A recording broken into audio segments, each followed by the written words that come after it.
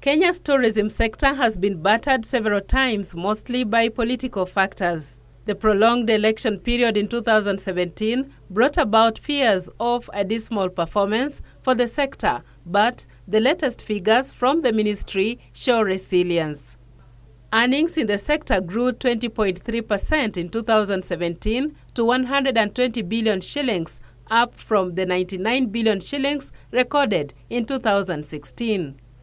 Our revenue receipts, we have increased by over 20%, and our figure today, as it stands of December 31st, is 119 billion Kenya shillings we have received. So it's over $1 billion that we have received from the receipts of tourism. Tourism Cabinet Secretary Najib Balala says this was boosted by international arrivals, which increased 9.8% to 1.47 million visitors, up from the 1.34 million visitors the country received in 2016. The United States market has shown tremendous growth, with 114,507 visitors coming into Kenya in 2017, representing a 17% growth from the previous 97,883 visitors.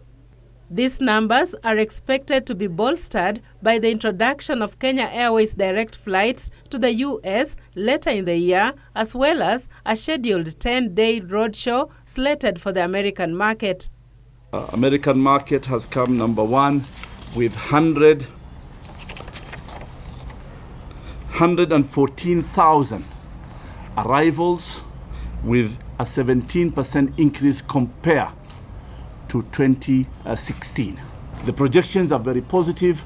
Kenya Airways is coming on board end of this year. The president has announced visa on arrival for all African countries. We are working with Kenya Airways to make sure that Kenya Airways becomes affordable, efficient, and it is the pride of Africa.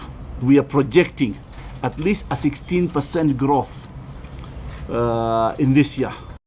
Balala says his ministry has drawn up a blueprint to guide the sector that include a review of the marketing strategies, product development with a focus on the core products, wildlife and beaches, investment in tourism projects, and infrastructure development that supports growth in tourism. Innovation and change is key. Without innovation, the way we were managing the tourism sector before, it cannot be business as usual, because the new clientele and the visitors are the millennials. We need to address that. According to the CS, the rehabilitation and conservation of the Mara Basin is key to ensuring the survival of the Mara ecosystem, which is home to the wildebeest migration, a key component to the tourism sector, classified as the 8th wonder by UNESCO. There is already actions on how to rehabilitate that ecosystem so that the river and that animal ecosystem does not get destroyed. And that Mara Basin is under wildlife as well, and also Ministry of Environment. We are working together to make sure that we safeguard that ecosystem. The domestic market recorded 4.05 million bed nights in 2017, up 15.9% from the 3.5 million bed nights recorded in the previous year. Judith Akolo, The Business Insight.